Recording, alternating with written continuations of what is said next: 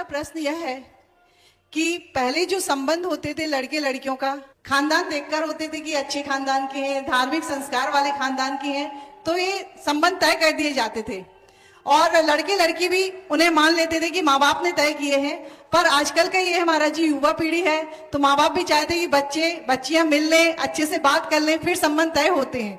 उसके बाद भी महाराज जी आज की सबसे ज्यादा परेशानी ये है कि बच्चे उसके बाद भी नहीं पा रहे हैं। तो कृपया हमारी शंका का समाधान करिए कि ऐसा क्यों हो रहा है गुरुदेव। देखो, नमस्ते गुरुदेव। ये बहुत बड़े सामाजिक बदलाव का संकेत है और इसके पीछे कई कारण दिखाई पड़ते हैं। सबसे पहला कारण तो यह है कि पहले बच्चों के बीच कोई बाहरी नहीं होता था, परिवार के ही लोग रहते थे। अब बच्चों के बीच बाहरी लोग ज़्यादा सक्रिय हो गए, परिवार पीछे छूट गया।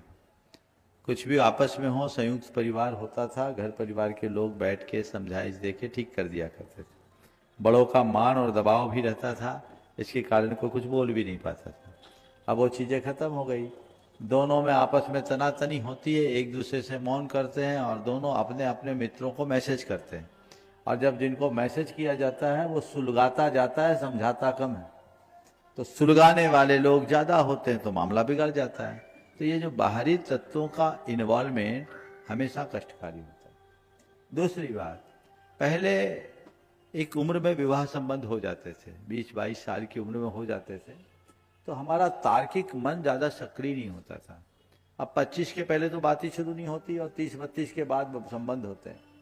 तो उस समय पूरी तरह से पूर्ण परिपक्वता आ जाती है और हमारा तार्किक मन पूरी तरह सक्रिय हो जाता है, तो चीज़ों को एक्सेप्ट नहीं कर पाता।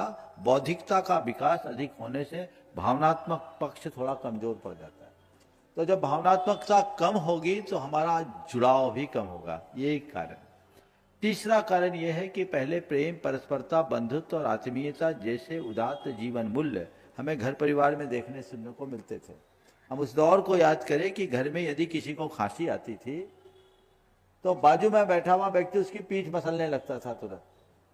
आज अगर किसी को कुछ हो तो वो अपना मोबाइल में ही मगन रहेगा, और ज्यादा कुछ हो, ज्यादा खांसे तो उठ करके बाजू में शिफ्ट होगा और कहेगा दवाई ले लो। संवेदना कम हुई, इसने हमारे संबंधों को तार तार किया है। इस पर हमें बारीकी से नजर रखना चाहिए। एक पेडिट्रिशियन थे, शिशु रोग विशेषज्ञ डॉक्टर, बुजुर्ग, आज से 10 साल पहले मैंने उनसे एक दिन बात की। मैं लोगों से जब मिलता हूं तो मैं हर तरह से बात नहीं करता, अध्ययन करता हूं। तो मैंने ऐसे ही कहा, डॉक्टर साहब, बहुत नामे माने हुए डॉक्टर, जिनकी बहुत अच्छी प्रैक्टिस थी, अपने शहर के बड़े प्रतिष्ठित डॉक्टर थे। हमने कहा, डॉक्टर साहब आपको प्रैक्टिस करते हुए कितने साल हो गए? बोले 35 साल। बोले 35 साल में आपने क्या सामाजिक बदलाव देखा? ध्यान देने की बात है, बहुत गंभीर बात कहने जा रहा हूं।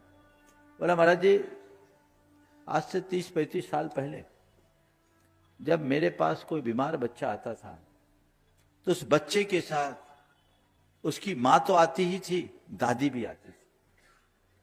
और बच्चा जब बीमारी से परेशान होकर रोता था, उसकी मां घबराती थी तो दादी कहती थी, बेटी चिंता मत कर, मैं हूं ना, सब संभाल लूंगी।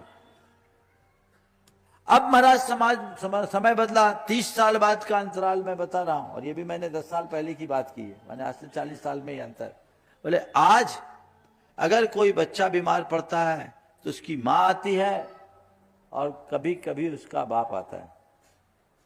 बच्चा रोता है, मां घबराती है तो उसका बाप कहता है, चिंता मत कर, टॉप का डॉक्टर है, बढ़िया से बढ़िया हॉस्पिटल है, सब ठीक हो जाएगा।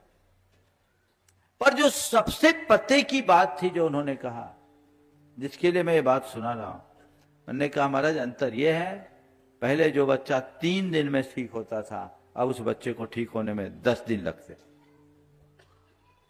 भावनात्मक जुड़ाव का अभाव हमारे समाज में बिखराव और भटकाव उत्पन्न कर रहा है। हमें इन सब पर बहुत गंभीरता से काम करने की आवश्यकता है। जब तक इस दिशा में काम नहीं करें तब तक हम लोग बहुत कुछ खो देंगे, खो तो चुके ही हैं और भी ना खोएं। इसलिए इन बातों को हमें ध्यान देना चाहिए और बच्चों को भी हमें पूरी तरह प्रशिक्षित करना चाहिए, तैयार करना चाहिए, ताकि उनके लिए ये सब बातें एक्सेप्टेबल हो।